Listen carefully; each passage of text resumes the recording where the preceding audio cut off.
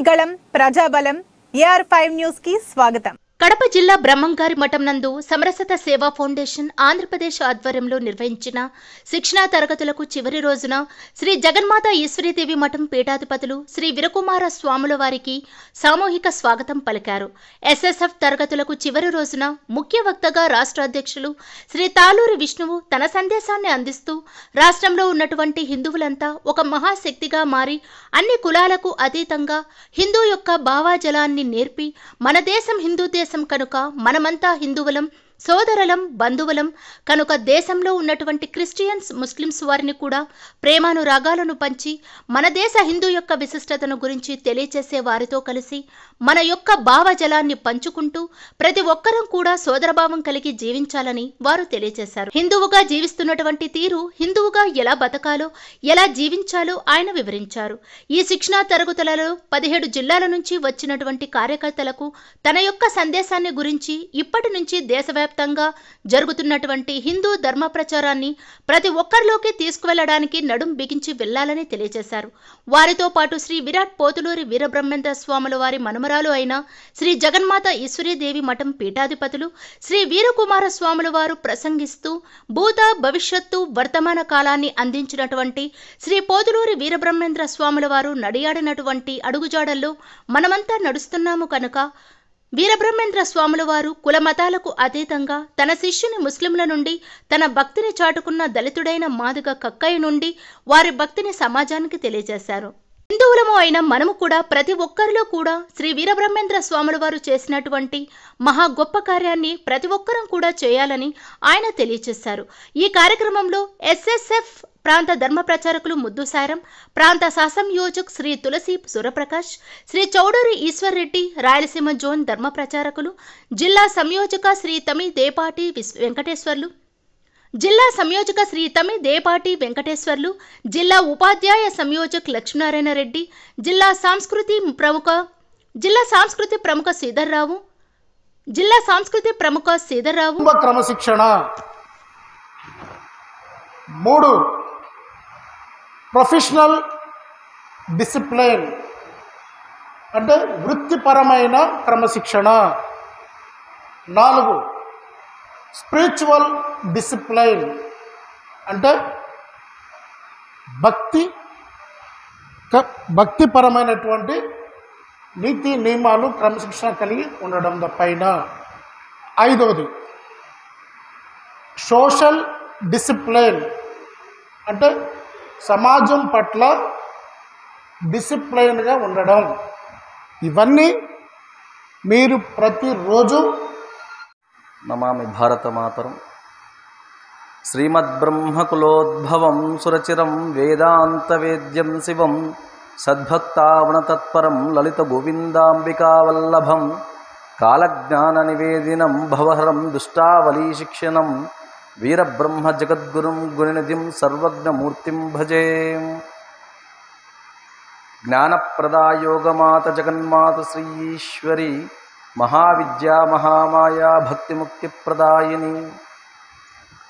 అనాది విరాట్ స్వరూపులు, జగద్గురువులు శ్రీమాత గోవిందమాంబా శ్రీ వీరబ్రహ్మేంద్ర స్వాముల వారు వారి మనమరాలైనటువంటి పరమేశ్వరి స్వరూపిణి జగన్మాత శ్రీ ఈశ్వరి మహాదేవి దివ్య పాదపద్మకు నమస్కరిస్తూ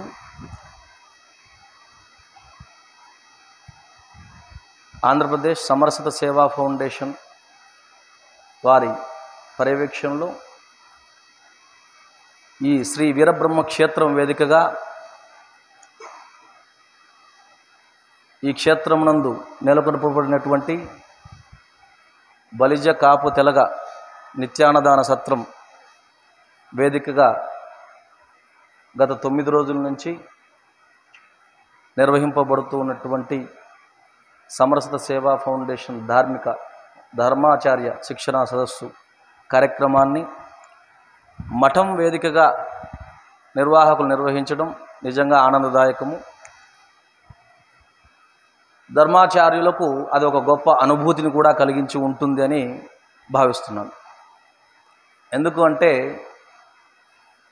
అనేకమైనటువంటి ఆలయాలు క్షేత్రాలు, తీర్థాలు మన భారతదేశంలో వెలిసి ఉన్నాయి. వాటన్నిటికీ భిన్నమైనటువంటి విధానంలో ఈ యొక్క క్షేత్రం యొక్క ప్రాధాన్యత సంతరించుకున్నటువంటి విషయం మనకు విదితమే. కొండపై వెలసి ఉన్నటువంటి ఆలయ నిర్మాణాలను క్షేత్రాలుగా, జలాలు నిక్షిప్తమై ఉన్నటువంటి లేక ప్రవహించేటువంటి ప్రాంతాలను వేదికగా నిర్మించినటువంటి ఆలయాలను తీర్థాలుగా, వెలిసినటువంటి ఆలయ కేంద్రాలు అనేకం. ఇక్కడ ఒక అవతార పురుషులు కాశీలో జన్మించి అత్రి మహాముని యొక్క ఆశ్రమమునందు వారి ఆశ్రయాన్ని పొంది కర్ణాటక ప్రాంతంలో వారి యొక్క శిశుప్రాయంను బాల్యదశను గడిపి వారి తల్లి అనుమతితో వివిధ పర్యటనలు గావించి తపశ్చర్యను ఆచరించి ఈ భూత భవిష్యత్ వర్తమానానికి చెందినటువంటి కాలగతులను వారు భవిష్యత్తు తరాలకు అందించాలని సాంద్రసింధు వేదము అన్నటువంటి కాలజ్ఞానమును రచించి భావితరానికి అందించినటువంటి భవిష్యత్ దర్శకులు, జగద్గురువులు, అనాది విరాట్ స్వరూపులు శ్రీ వీరబ్రహ్మేంద్ర స్వాముల వారు ఎక్కడో పుట్టి ఎక్కడో సంచరించి చివరిగా ఈ ప్రాంతానికి విచ్చేసి ఇక్కడ సజీవ సమాధి నిష్ఠ వహించినటువంటి పవిత్రమైనటువంటి పుణ్యక్షేత్రము కందిమల్లయ్యపుర క్షేత్రం. అలాగే స్వామివారితో పాటు వారికి కేవలము జన్మతః వారసత్వాన్ని అందిపుచ్చుకున్నటువంటి విధానమే కాకుండా వారి ఆధ్యాత్మిక వారసత్వాన్ని కూడా పుణికిపుచ్చుకున్నటువంటి జగదీశ్వరిగా ప్రజలచే ఖ్యాతిని పొందినటువంటి అవతార స్వరూపిణి శ్రీ ఈశ్వరీ మాత కూడా జీవసమాధి నిష్ఠ వహించినటువంటి సన్నిధానం. ఇద్దరు అవతార మూర్తులు పరిసమాప్తి లేని అవతారానికి వేదిక నిలయమైనటువంటి ఈ యొక్క పవిత్ర క్షేత్రములో ధర్మాచార్య సదస్సును ప్రత్యేకించి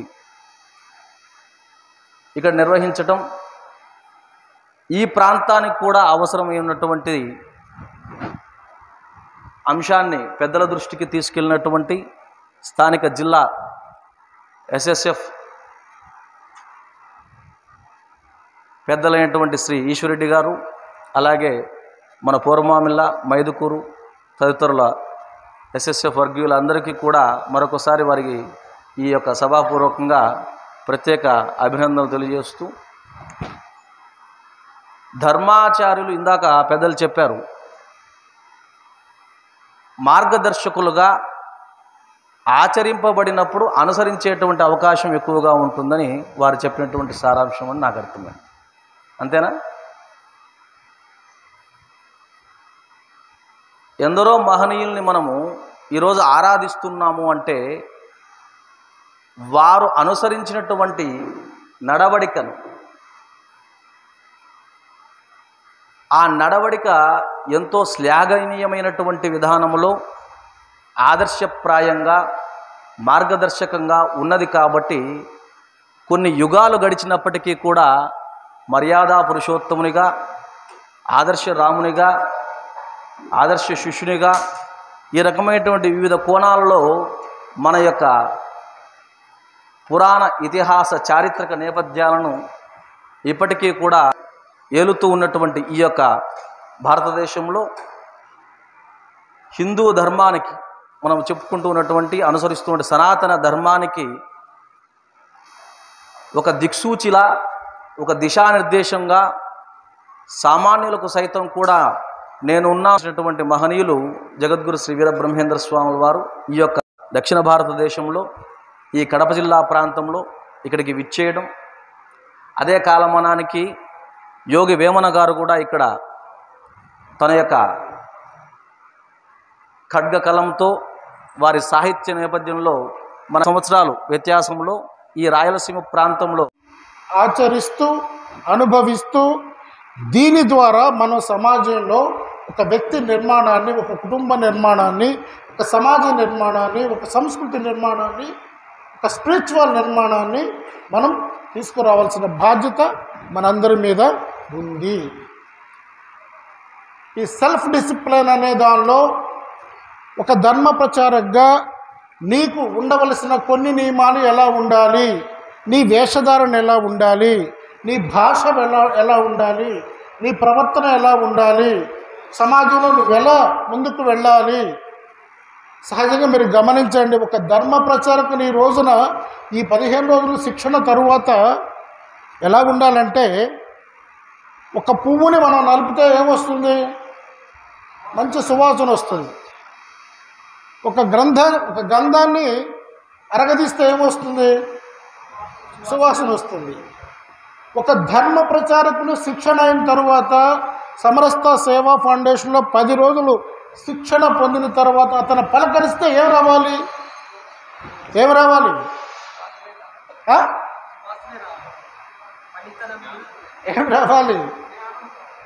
జ్ఞానంతో కూడినటువంటి మాటలు రావాలి.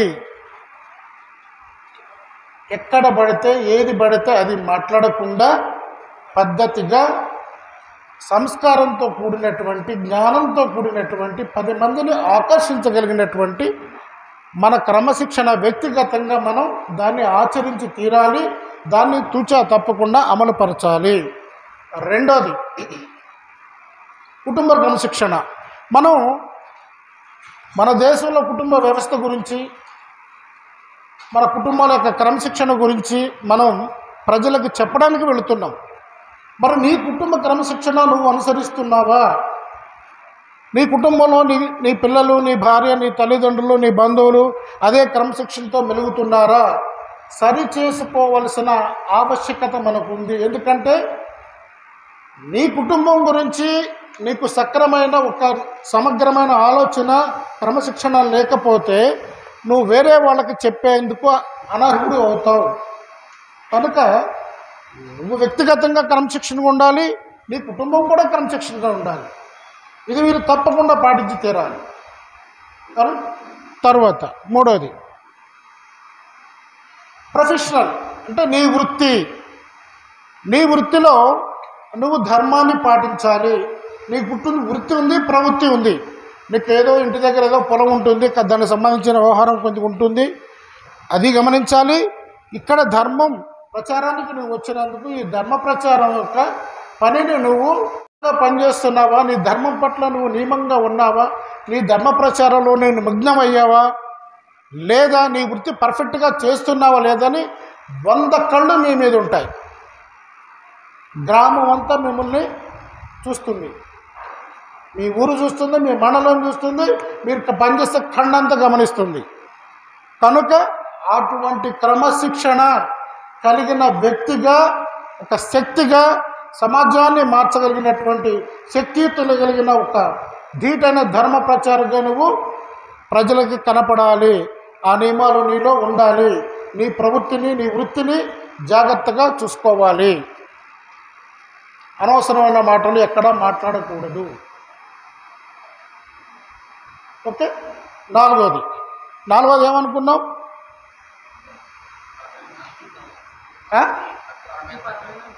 స్పిరిచువల్, అంటే నువ్వు ధర్మ ప్రచారం చేయడానికి సమాజంలోకి వెళుతున్నావు, నీ ధర్మాన్ని ప్రచారం చేస్తున్నావు. నీ ధర్మాన్ని ప్రచారం చేసేటప్పుడు నీకు చాలా సుగుణాలు కావాలి. సుగుణాలు కావాలా? డబ్బు కావాలా? బలం కావాలా? సుగుణాలు కావాలా? ఏం కావాలి మనిషికి? సహజంగా మనం ప్రపంచం అంతా ఏమనుకుంటాం? డబ్బు ఉంటేవాడు చాలా గొప్పవాడు అని అనుకుంటామా? డబ్బున్న వాళ్ళు గొప్పవాళ్ళేనండి? గొప్పవాళ్ళేనా? మన భారతదేశంలో కొన్ని లక్షల సంవత్సరాలకు కూడా ఆయనే ఆదర్శమూర్తి. కనుక మనకు ఉండవలసినటువంటి సుగుణాలు మంచిగా చక్కగా ఉండకపోతే ప్రతి కదలికలో కూడా మన సమాజాన్ని మనల్ని గమనిస్తుంది. కనుక ఆ దిశగా మీరు ధార్మికంగా, భక్తిపరంగా, నీతి నియమాలతో మీ జాగ్రత్తను మీరు వహించాలి. అది ప్రజలు గమనించాలి. అలా ముందుకు మీరు సాగాలి. 5వది, క్రమశిక్షణలో మన బాధ్యతలో, మన గ్రామంలో, మన మండలంలో, మన ఖండలో, అంటే మన జిల్లాలో అన్ని రకాల వ్యక్తులు మనతో పనిచేస్తారు. అన్ని రకాల వ్యక్తులు ఉంటారు. గొప్పవాళ్ళు ఉంటారు, పేదవాళ్ళు ఉంటారు, ధనికులు ఉంటారు, పేదవాళ్ళు ఉంటారు, ఇంకా రకరకాల కులాల వాళ్ళు ఉంటారు. అందరికీ సమానమైన ప్రేమ ఆదరణ మనం ఇవ్వగలిగిన రోజునే మనకు గుర్తింపు వస్తుంది. నేను ఒక హిందూ కుటుంబాన్ని గౌరవిస్తాను. హిందూ కుటుంబం మన బంధువులు, మన సంస్కృతి, మన సంప్రదాయాలను ఆచరిస్తారు కనుక వాళ్ళు మన సొంత రక్త బంధువులు. పక్కన ఉన్న క్రైస్తవులు కూడా మన సంబంధికులే, వాళ్ళు మన బంధువులే. వాళ్ళనొక్కలా వీళ్ళనొక్కలా చూడవలసిన అవసరం లేదు. వాళ్ళు మన ఆత్మీయ బంధువులు, వీళ్ళు మన రక్త సంబంధికులు.